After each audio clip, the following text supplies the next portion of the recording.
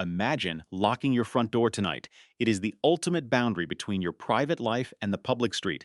But 9,000 years ago, in the closest thing humanity had to a city, neither of those things existed. There were no streets, there were no doors. If you lived in the ancient mega-settlement of Çatalhöyük, your house was glued directly to your neighbors. The only way inside was to walk across their roof, find a hole, and climb down a wooden ladder into a smoke-filled room. You lived elbow to elbow with thousands of people, sleeping directly on top of your dead grandparents.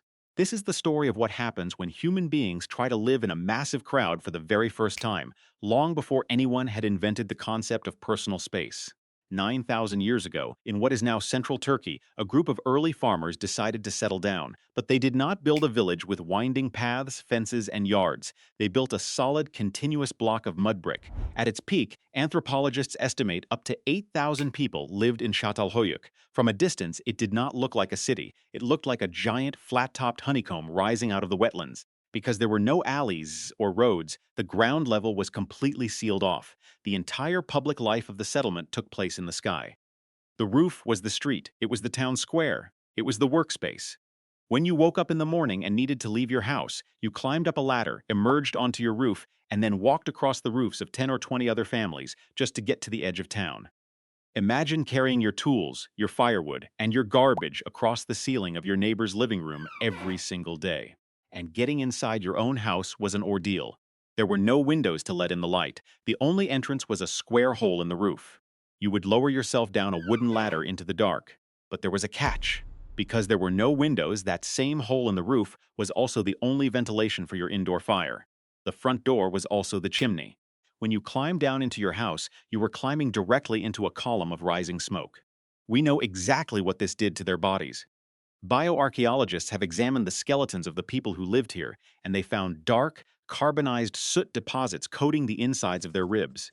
They were breathing heavy wood smoke their entire lives, slowly suffocating in the name of shelter. But once your eyes adjusted to the smoke, the inside of the house was entirely bizarre. You might expect a primitive mud hut to be rough and dirty, but the people of Çatalhöyük were obsessed with their interiors.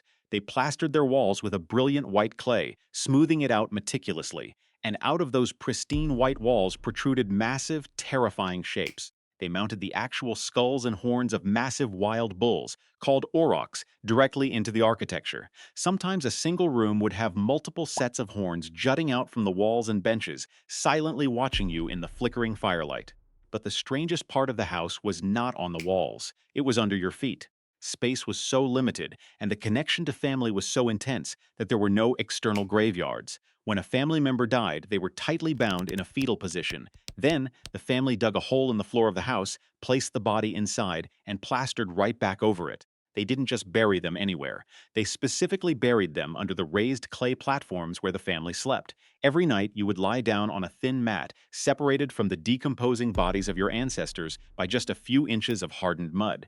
In some houses, archaeologists have found up to 60 bodies buried beneath a single floor. Sometimes, years later, the family would dig back down, remove the skull of a beloved ancestor, plaster a new face onto it, and pass it around during special events. The line between the living and the dead simply did not exist. Now pause and think about the sheer psychological pressure of this environment.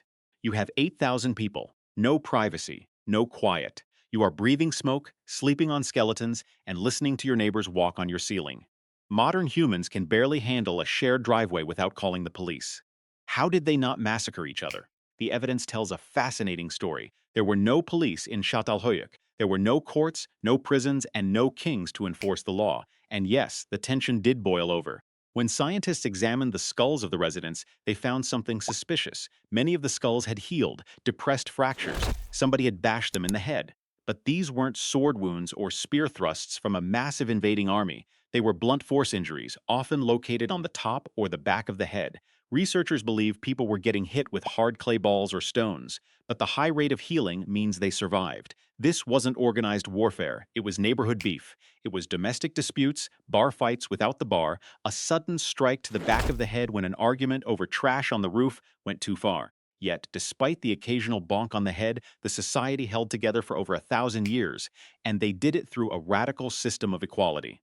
Historians debate if we can even call Çatalhöyük a true city because it was missing something we think is mandatory, a boss. When archaeologists excavate later ancient cities in Egypt or Mesopotamia, they immediately find palaces, they find massive temples, they find rich neighborhoods with big houses and poor neighborhoods with tiny houses. In Çatalhöyük, there is none of that.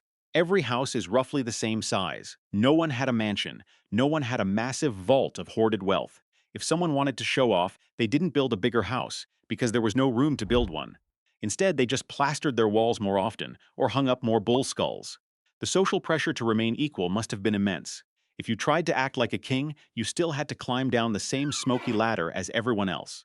Eventually, this grand experiment ended. Around 5700 BC, the settlement was largely abandoned. The human hive model did not become the blueprint for the future. Instead, as populations grew, humans decided they needed space. They invented the street. They invented the alleyway. They invented the heavy wooden door on hinges, a physical barrier that said, "This is my world, and out there is yours."